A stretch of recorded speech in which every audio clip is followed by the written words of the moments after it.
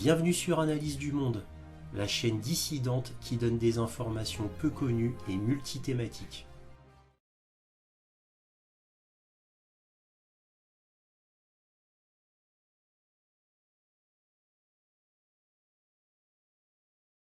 Bonjour à vous, bienvenue sur Analyse du Monde. Comme d'habitude, si cette vidéo vous plaît, un petit pouce, un abonnement, un commentaire pour me dire ce que vous en avez pensé. Éventuellement un petit don, lien dans la description, cela m'aide à publier régulièrement. Merci à tous de votre soutien à Analyse du Monde, aussi appelé Réinformation sur le Monde, sur YouTube. Alors là, cette vidéo va être sur les dangers qui menacent la centrale nucléaire de Zaporojye qui se trouve en Ukraine, dans l'oblast de Zaporojye. Alors cette centrale ou l'oblast a deux noms différents, Zaporojyia en ukrainien, Zaporojye en russe. Voilà, comme ça vous savez tout. Alors pour cette centrale qui se trouve dans la ville d'Energodar, eh bien, il y a plusieurs théories. Il y en a deux, bien sûr. Donc on a la théorie 1, qui est reprise par les Occidentaux, qui est que c'est la Russie qui menace la centrale de Zaporojye.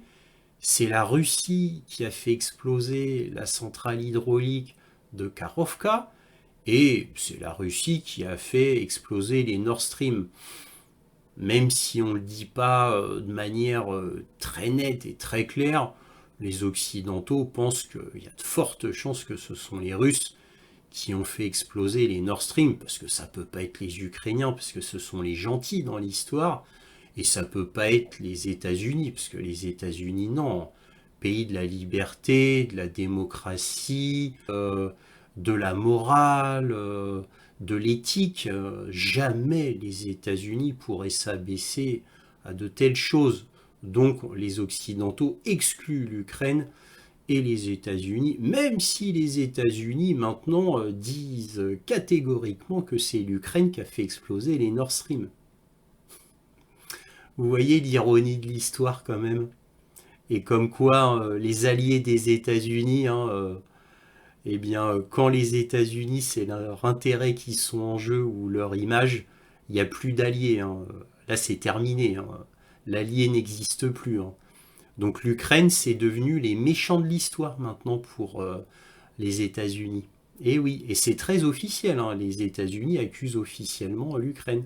Ça vous rappelle pas le meurtre odieux de Dalia Dugina?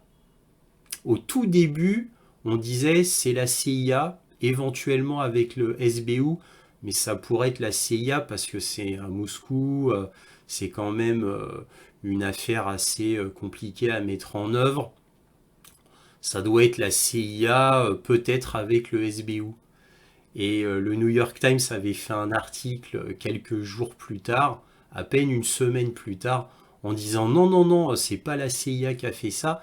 Nous, on dit, on a les preuves, c'est le SBU qui a fait ça.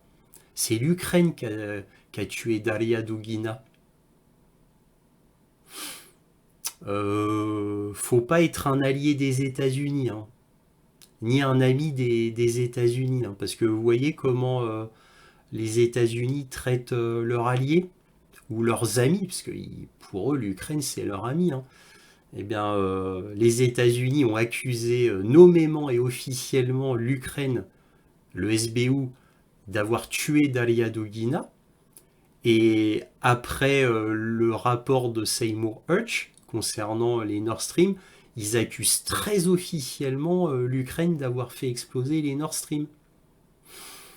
Au début, c'était 6 Ukrainiens, dont une femme, sur un petit bateau qui tout seuls eux-mêmes, des rebelles, des simples rebelles ukrainiens, ont fait sauter les Nord Stream, comme personne n'y a cru et que c'était ridicule. Ben, ils ont profité que le général Zaloujny, le commandant suprême des forces armées ukrainiennes, est absent, certainement mort ou prisonnier ou ayant eu un grave accident, on ne sait pas, mais il a disparu suite au bombardement via un missile spécial du building qui abritait les renseignements kieviens. À partir de ce bombardement, on n'a plus entendu parler de Zaloujny. Zaloujny devient un bouc émissaire parfait. Et encore une fois, on accuse l'Ukraine. Ah, les États-Unis. Vous voyez vraiment un petit peu le cynisme sans borne des États-Unis. Pragmatisme absolu. Tout ça pour protéger leur image. Ils sont prêts à vendre leurs amis. Voilà, bon, revenons à nos moutons quand même. Donc, la centrale de Zaporojie. La centrale de Zaporojie, eh bien là, dernièrement, Boudanov, le chef du renseignement ukrainien, a dit bon, bah, ça y est, on a toutes les preuves, les Russes ont miné la partie qui refroidit la centrale et ils vont la faire exploser. On a toutes les preuves. On a toutes les preuves. Preuves qu'on ne voit pas, mais ils disent qu'ils ont les preuves. Zelensky reprend le rapport de Boudanov et dit oui, oui, ça y est, les Russes vont faire exploser la centrale de Zaporojie, c'est certain. On a toutes les preuves. Bah, faut les croire sur parole. Hein. En attendant, bon, bien sûr, les Russes ne sont pas d'accord. Alors Zelensky lui dit bon, les Russes vont faire exploser la centrale de Zaporojie. Je vous préviens, tout le monde va prendre des radiations. Hein. Alors, c'est le même discours qu'il a tenu l'année dernière. Parce que l'année dernière aussi, il y a eu la même chose. Hein. Donc, l'année dernière, Zelensky a accusé les Russes qu'ils allaient faire sauter la centrale de Zaporojie. Donc là, à nouveau, les Russes sont accusés. Mais avant d'aller plus loin, revenons sur les faits. Nous allons voir quelques coupures de journaux pour voir ce que disent les médias et après je vous donnerai ma conclusion. Alors voici ce qu'on a dans les journaux occidentaux. Par exemple, un journal américain entre guillemets indépendant, The New Statesman. Le plan russe de faire exploser la centrale nucléaire de Zaporojie a été rédigé et approuvé. Kirilo Boudanov, chef du renseignement militaire ukrainien, met en garde contre une dangereuse escalade. Je ne vais pas tout lire, mais on va dire les 2 premiers paragraphes. Kiev, dans une interview accordée au New Statesman, aujourd'hui 23 juin, dans l'enceinte Rybalski des services de renseignement militaire ukrainiens à Kiev, Kirilo Boudanov avertit que la Russie avait terminé les préparatifs d'une attaque contre la centrale nucléaire de Zaporojie dans le sud-est du pays. Selon Boudanov, qui dirige l'organisation du renseignement militaire de la direction principale, le bassin de refroidissement de l'usine a été miné par les troupes russes. Sans refroidissement, les réacteurs nucléaires pourraient fondre dans un délai compris entre 10 heures et 14 jours. Il pense que la Russie sera en mesure d'augmenter la tension dans les lignes d'alimentation électrique de la centrale, provoquant un accident nucléaire à la fin de cette période. Comme l'a dit Boudanov lors de l'interview, des moyens techniques pourraient être utilisés pour accélérer la catastrophe. Voilà, et c'est très précis. Hein. Ils ont tout, absolument tous les détails, les Ukrainiens. C'est Kirilo Boudanov qui nous dit. Hein. Il nous dit très exactement où sont les mines, que vont faire les Russes, il manque plus que le camp. Juste que c'est très bientôt, c'est tout. Ensuite, on a Yahoo News, qui reprend l'information de Ukrainska Pravda. Le plan de faire sauter la centrale nucléaire de Zaporojie est approuvé. La situation n'a jamais été aussi grave auparavant, souligne le chef des renseignements de la défense. Kirilo Boudanov, chef du renseignement de la défense, est convaincu que le plan de faire sauter la centrale nucléaire de Zaporojie par les Russes a été pleinement développé et approuvé et que la menace n'a jamais été aussi grande qu'aujourd'hui. La source est Boudanov dans le fameux journal The New Statesman, cité par le site web blablabli. Voilà, donc la citation c'est surtout « La situation n'a jamais été aussi grave que maintenant. Selon Boudanov, la Russie a achevé les préparatifs de l'attaque terroriste contre la centrale de Zaporojie. » Et enfin, Donc du journal Monde, voilà, c'est un journal international. On a, alors là très clairement, l'Occident craint que la Russie ne fasse exploser la centrale nucléaire de Zaporojye et ne provoque une énorme catastrophe. Un expert militaire avertit que la destruction du site serait pire qu'une bombe nucléaire tactique. Voilà. Là, vous voyez la fameuse photo de la centrale avec un soldat russe devant. Voilà, voilà. Donc là, là c'est très clair, hein. L'Occident craint que la Russie fasse exploser. Voilà.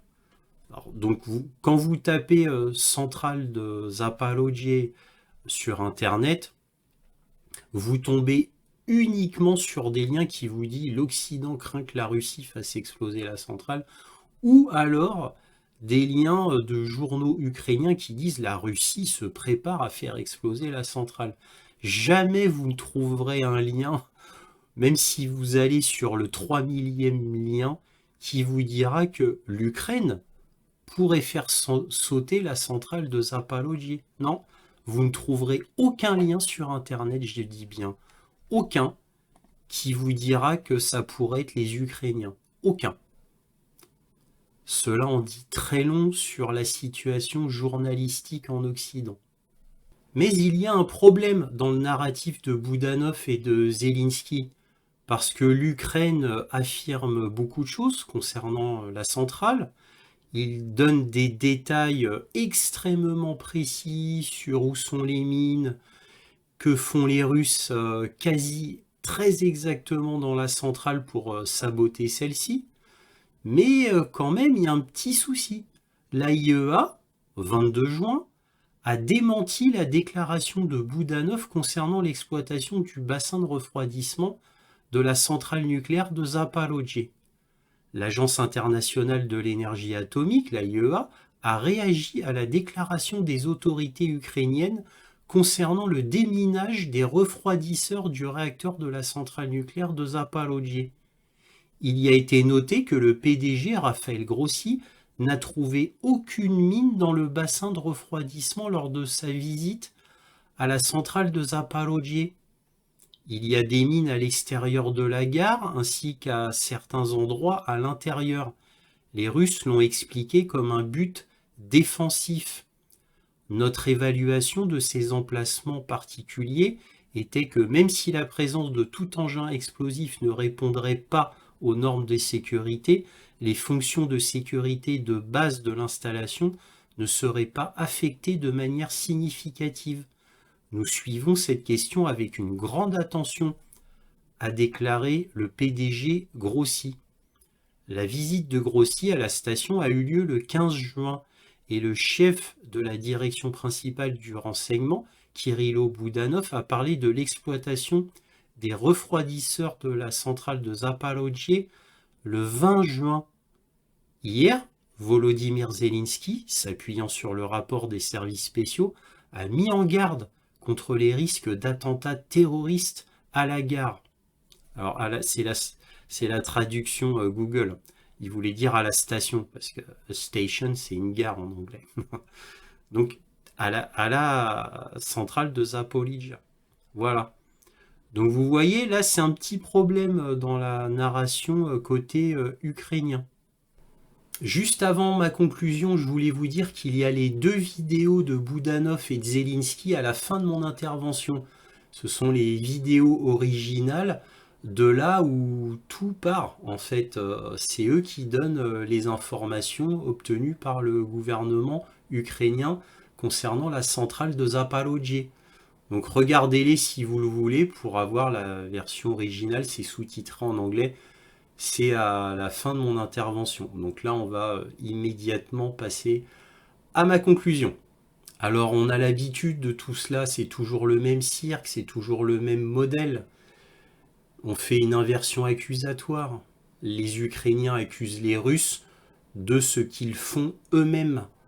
Et ça a toujours été depuis le début de l'opération spéciale. Depuis le début, c'est toujours la même chose.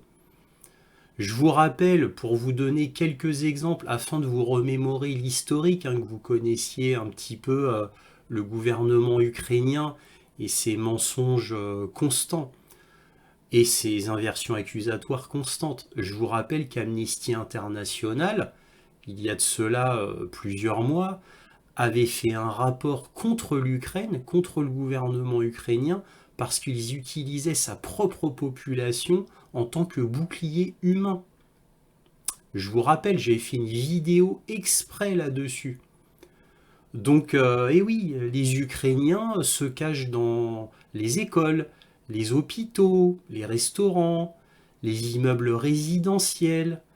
Comme ça, pour eux, c'est tout bénef. Si l'immeuble est bombardé, eh bien, au moins, ils pourront dire que ce sont les Russes.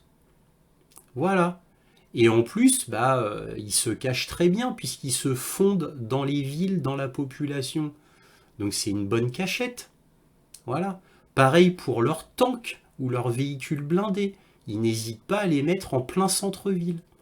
Voilà. Et ça a été dénoncé par Amnesty International. Vous vous doutez bien qu'on n'en a pas fait beaucoup la publicité dans les médias. Les médias en ont parlé. Hein. Les médias en ont parlé. Et qu'ont dit les médias, ils ont accusé Amnesty International d'être pro-russe. La directrice qui a mené l'enquête a dû démissionner. C'est beau, hein. C'est beau la liberté d'expression. C'est beau la liberté journalistique. Hein. Eh oui. Donc voilà. Et ne pas oublier aussi que l'AIEA avait été dans la centrale de Zaporojye, qu'ils n'avaient pas conclu que c'était les Russes, malgré leur enquête. Ils étaient restés neutres, certes.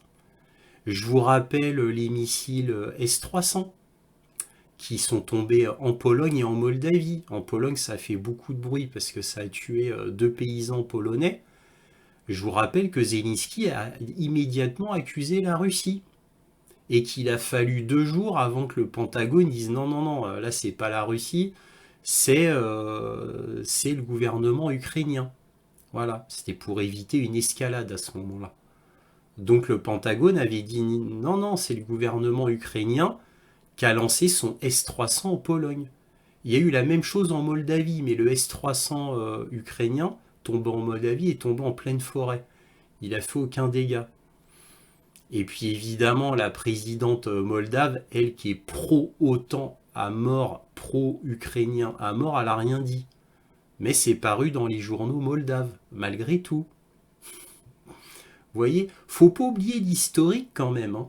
Faut pas oublier l'historique des mensonges ukrainiens et des inversions accusatoires ukrainiennes. Ne l'oublions jamais.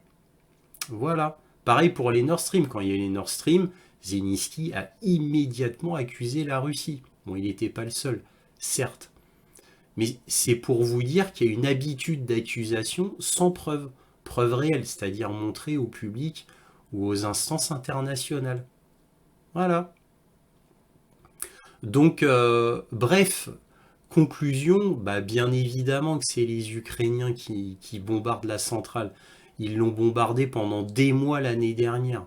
Ils se sont arrêtés faute d'obus et qu'il fallait qu'ils gardent leurs obus et leurs missiles sur des cibles stratégiques militaires, comme les dépôts de munitions, dépôts d'essence, ponts, etc. Donc voilà. Donc là maintenant, les Ukrainiens rebombardent les ponts, rebombardent la centrale de Zaporijjie. Mais bon, tout ça, c'est parce qu'ils sont désespérés.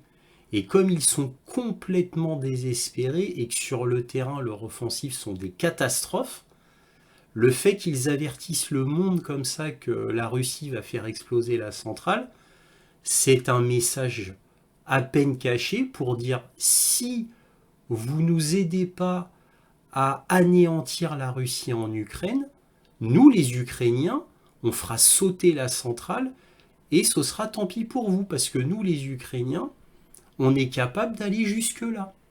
Alors nous les Ukrainiens, ça c'est la bouche de Zelensky qui parle, mais en fait c'est les États-Unis, voilà, qui n'hésiteraient pas à faire une catastrophe nucléaire en Europe juste pour affaiblir la Russie afin que la Russie n'ait pas ce bout d'Ukraine.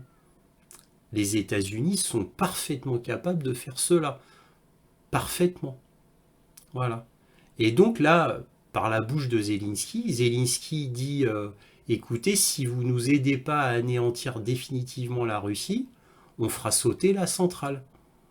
Voilà, c'est ça que ça veut dire en réalité. Donc en gros, Zelensky fait une menace à l'Occident, à peine voilée, en leur disant attention, si vous n'intervenez pas directement pour mettre fin à l'armée russe en Ukraine, eh bien nous on fera sauter la centrale. Et je vous le dis tout de suite, hein, si les Ukrainiens veulent faire vraiment sauter la centrale, ils y arriveront, hein. Aucun problème, hein. Des Storm Shadow, des obus cette fois bien placés, que ce soit des HIMARS ou via des canons César. Il suffit que ça soit bien placé et qu'ils le veulent vraiment, ils feront sauter la centrale. Les Russes, même s'ils mettent des systèmes antiaériens vraiment performants et denses, c'est pas du 100%. Donc ils feront sauter la centrale s'ils le veulent. La seule chose qui retient les Ukrainiens, c'est la décision des États-Unis. Il faut que les États-Unis aient une position ferme. Voilà. Si les États-Unis sont décidés à faire sauter la centrale sautera. Voilà, c'est aussi simple que ça. Voilà. Surtout si les Russes sont les grands vainqueurs, bien entendu. Et ce sera leur toute dernière cartouche. Voilà. Bref, j'arrête là. Dites-moi ce que vous en pensez dans les commentaires. Qu'est-ce que vous en pensez de tout cela? Moi, c'est mon hypothèse, c'est mon avis. Dites-moi ce que vous en pensez. Voilà. Si cette vidéo vous a plu, un petit pouce, un abonnement et le fameux commentaire. Éventuellement un petit don, lien dans la description. Cela m'aide beaucoup à publier régulièrement. Merci à tous de votre soutien à Analyse du Monde, aussi appelé Réinformation sur le monde. Et toujours, soyez curieux. Певна загроза існує. Ще раз кажу, певна. Тому що, перш за все, Запорізька атомна електростанція як знаходилась, так і знаходиться під тимчасовим контролем окупаційних військ. І правда в тому, що, знищивши греблю, вони зруйнували нормальний доступ води до охолоджувачів, які працюють на Запорізькій атомній електростанції. Це перше. Але друге, найстрашніше, це те, що за цей час Запорізька атомна електростанція була додатково замінована, і що найстрашніше, замінований саме охолоджувач. Якщо вони виведуть його з ладу шляхом підриву, будуть, давайте так, велика вірогідність того, що будуть значні проблеми. Дорогі українці і українки, і всі люди світу, всі, я підкреслюю це, щойно була доповідь нашої розвідки та Служби безпеки України. 2 пункти. Російський теракт на Каховській гідроелектростанції, який відбувся, і ще один теракт, який, на жаль, готується російськими окупантами на Запорізькій атомній станції. Щодо Каховки. Українська розвідка та Служба безпеки України зібрали нові докази того, як російські терористи здійснили підрив дамби та інших споруд Каховської гідроелектростанції. І це був абсолютно свідомий, прорахований злочин. На окупованій території, на станції, яка була під повним контролем окупантів. І що важливо, ще минулого року ми попереджали світ, що Росія готує такий теракт. Ще тоді попереджали, коли отримали першу підтверджену інформацію про мінування ГЕС. Тепер щодо Запорізької атомної станції. Я нагадую тим, хто забув, це найбільша атомна станція в Європі. Всі в світі, МАГАТЕ, всі країни, всі лідери точно знають, що там відбувається. Росія використовує Запорізьку атомну станцію як елемент у своїй агресії. Окуповує станцію, прикриває нею обстріли сусідніх міст, тримає там зброю і військових. Зараз наша розвідка отримала інформацію про те, що Росія розглядає сценарій терористичного акту на Запорізькій атомній станції. Терористичного акту з викидом радіації. Вони все підготували для цього. На жаль, вже неодноразово мені доводилось нагадувати, що радіація не знає державних кордонів. І те, по кому вона вдарить, визначається лише напрямком вітру. Ми передаємо всю наявну інформацію нашим партнерам, кожному у світі. Всі докази. Європа, Америка, Китай, Бразилія, Індія, Арабський світ, Африка, всі країни, абсолютно всі мають це знати. Міжнародні організації, абсолютно всі. Жодних терактів на атомних станціях ніколи і ніде не повинно бути. Цього разу не має бути як з Каховкою. Світ попереджено. Отже, світ може і повинен діяти. Слава Україні!